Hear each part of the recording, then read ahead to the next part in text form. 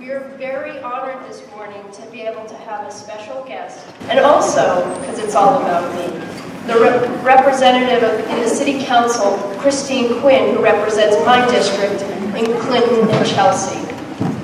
Christine Quinn has been a City Council member since 1999 and was elected City Council Speaker in 2006.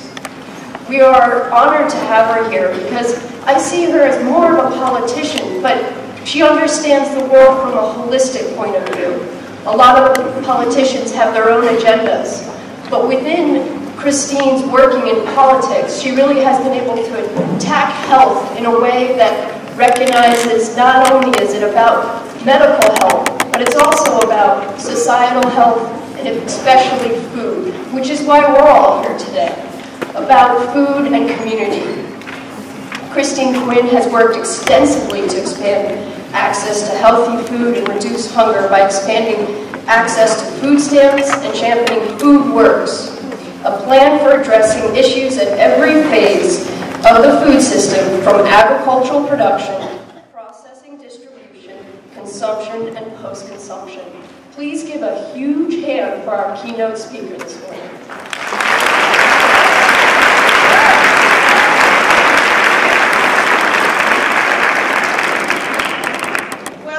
And thank you very much, Helena, not just for your work with Just Foods, but your work with the Hudson River Park and so many other important environmental issues in our city. So let's get a round of applause for Helena.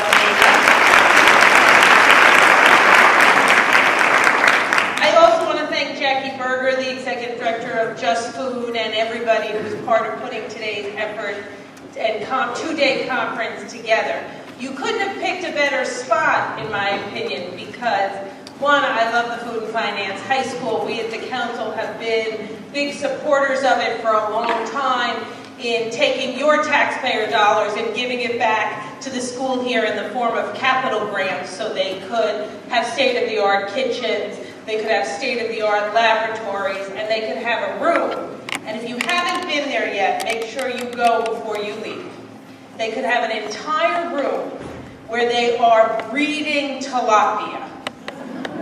Sounds crazy, right? Right over your heads, there is a room where students and professors from Cornell are in that room breeding tilapia, which they then sell to restaurants in New York City and then invest the money back into their programs here. And think of what the students are learning in this work reading the tilapia. And if you're really lucky, they'll let you do what I did, which is throw a little fish food in the tanks and the fish just go crazy and you get kind of wet and splashed. But it's a very exciting work that's going on. And this high school, because of our long connection to it, is where in 2010, we released in the City Council, and I gave a speech on our Food Works plan. And many of the organizations in this room today were a key part of helping us develop Food Works. And a lot of great work has been done in the advocacy community and in government around food. But one of the things we realized when we began to look at the issue of food and nutrition and hunger is that there really wasn't, from a governmental level, a really comprehensive, holistic look at the New York City food system, which is why, working with our advocacy community, we put together Food Works.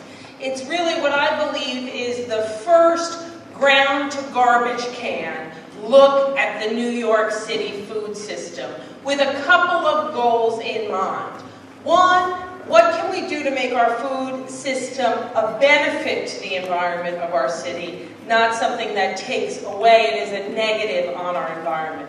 How can we more aggressively work within our food system to reduce hunger and reduce obesity, which are in fact just two sides of the same coin?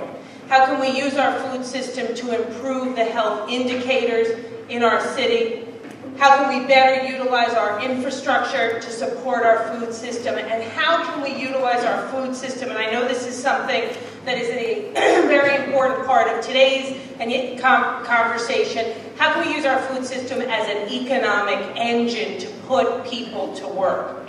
Because, you know, ultimately the best way to reduce hunger is to help somebody get a job so they can have enough resources to feed their family. And that's why in FoodWorks we've put a great deal of focus around the idea of the jobs that the food sector can create. It's why, working with the Economic Development Corporation, we converted La Marqueta in East Harlem, which was an old city-owned space. It had been kind of a market of significance when LaGuardia was mayor, and it had long lost its luster. And it was a city-owned space, and in kind of the worst reflexive governmental way, every year we were paying $500,000 for security guards and basically to prevent the roof from falling in. There was a couple of hardy guys who were selling salted cod in La Marqueta. Instead, we did a one-time infusion of $2 million. Built it out as a state-of-the-art incubator with a market in the front, so the cod salesmen and others are still there doing their work. It's now run by Hot Bread Kitchen. And if you want to be the next great caterer, if you want to be the next Amy's Bread, if you dream of winning cupcake wars on, you know, the Food Channel, this is the place you can go to rent the ovens and the stoves by the hour and, in fact, have your entrepreneurial food dream come true. Or if you're a new American and you want jobs in the food industry, you can also enroll in their food training program for immigrants to learn those skills. Or if you're an already established food entrepreneur, but you want to figure out how you go from providing your cakes to 10 small delis to being in 100 supermarkets, you can enroll in their program to learn how to take your recipes to scale, to develop a business plan. And we believe La Marqueta has the capacity to help 40 food startups be born a year and put people to work. And we want to make sure that in the context of food work at places like La Marqueta, we're creating a better connection with our upstate neighbors to make sure the products they are using are local products. And let me mention in that regard another effort we're engaged on that I think makes the connection locally grown and the potential to improve the environment and the potential to put people to work. We're very lucky that we've begun to put more and more salad bars in New York City schools. We spend about $300,000 a year on romaine lettuce, which is good. We want to spend more every year on that. We get that romaine lettuce from California or Maryland, which isn't good because we're not California or Maryland, so one. Two, we're either flying it here or driving it here, which isn't good. Why aren't we using romaine lettuce from Rockland County? Because we don't have the right type of wash-cut bag facility in New York that we need for that level of preparing romaine lettuce. Well, in FoodWorks, we've given ourselves the challenge of finding a space that can become that wash-cut bag facility.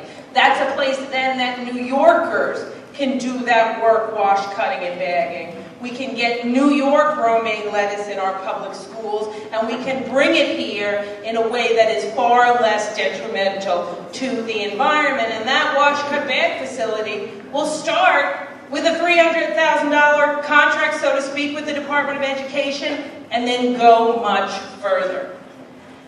We also need to recognize the potential of food manufacturing overall in our city beyond that. There are 14,000 individuals employed in food manufacturing, and we can expand that number. That's why we in the council have worked to put together business-to-business contracts in food manufacturing and are working on doing things like finding ways to have shared transport efforts for food manufacturers. I don't know if folks here know Bob McClure of McClure Pickles. You don't? Really?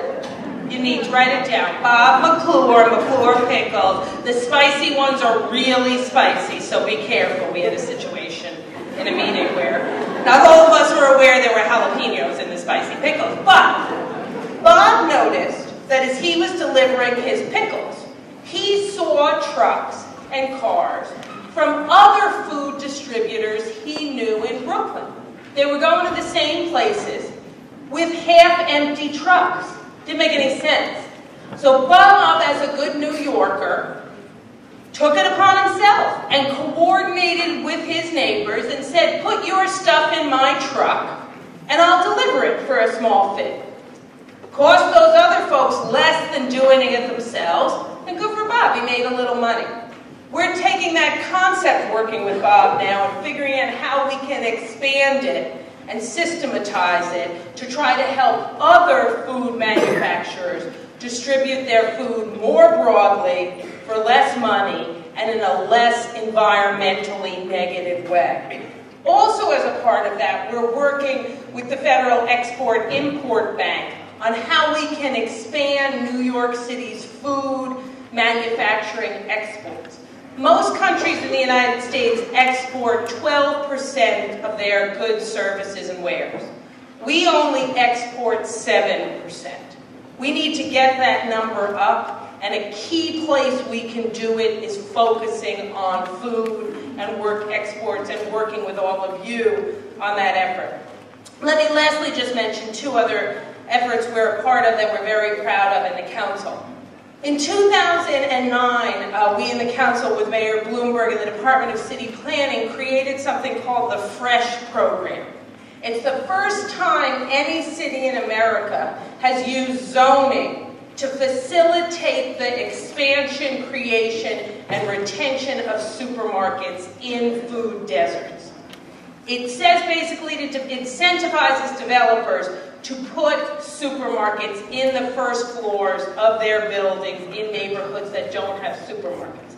This builds on an effort we had done a few years before, creating extra vendors licenses for green vendors in neighborhoods that were food deserts. And already since 2009, 5 businesses have used the FRESH incentives, which has led to the expansion of 6 grocery stores and the creation of 4 new grocery stores in their city. Now, 4 may not sound like a huge number, but you have to put it in the context. We have gone years in this city where no new grocery stores, and I'm not talking about a Trader Joe's on 6th Avenue, where no new grocery stores have opened in food deserts in our city. So 4 is actually a very strong step, and these 6 expansions and 4 new supermarkets have helped us retain over 550 jobs and create 450 new jobs, and have brought about a $50 million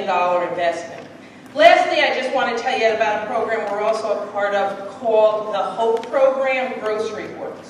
It's a program that really targets folks getting out of incarceration, other hard-to-employ unemployed folks, and puts them through a training program to then go work in the supermarket industry. And we last year saw 67 people graduate from that program, and 80% of them secured jobs working in supermarkets, and already a few of them are on track now to assistant manager positions in the supermarket they're working in. So in all of this together, we see there's real potential in our food system to make our city better in a global sense and also in a very personal sense, in the jobs we can bring to people and the resources we can bring to people in their neighborhoods. So I thank you so much for being concerned about this issue and schlepping out here in the rain, and I just hope you all get a moment to break away from your conversation and go upstairs and meet the tilapia, because it will bring a smile to your face. I can promise you that. Thank you, guys.